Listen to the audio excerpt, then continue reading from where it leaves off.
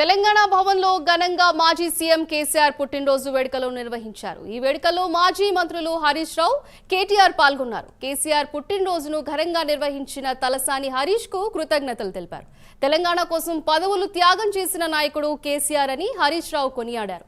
కేసీఆర్ తెలంగాణను బంగారు భవిష్యత్తుపై నడిపించారన్నారు. కేసీఆర్ లేకపోతే తెలంగాణ వచ్చేదే అని హరీష్ రావు ప్రశ్నించారు. పదవులకు ఎక్కడ బాధపడ్డా, కుంగిపోయినా, వెనకడుగు వేసిన పదవులకు ఆశపడినా ఇవాళ మనం తెలంగాణలో ఉండే వాళ్ళం కాదు.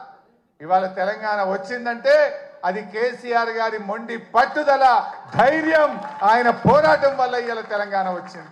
ఆనాడు కేసీఆర్ గారు ఇంకా లాభం లేదు, కేసీఆర్ చచ్చుడో తెలంగాణ వచ్చుడో, అయితే తెలంగాణ జైత్రయాత్ర లేదంటే నా శవయాత్ర అని చెప్పి ఆమరణ నిరాహార దీక్ష కూర్చున్నటువంటి నాయకుడు మనం చూసాం. గాంధీజీ గారి సత్యాగ్రహం చూసాం, పొట్టి శ్రీరాములు గారి ఆమరణ దీక్ష చూసాం.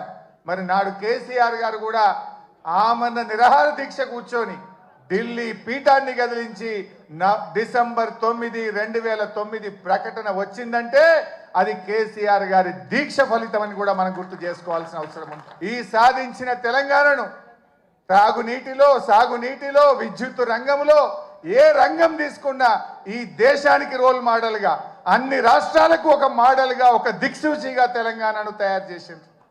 కేసీఆర్ కు తెలంగాణకున్న బంధం ఇది పేగు బంధం, తల్లి బిడ్డల బంధం. కేసీఆర్ కు తెలంగాణ ప్రజలకున్న బంధం. కొంతమంది తెలిసి తెలియక మాట్లాడుతుంటారు, కానీ కేసీఆర్ ప్రతి నిమిషం తెలంగాణ కోసమే ఆలోచించింది. ఎక్కడ బాధపడ్డా, కుంగిపోయినా, వెనక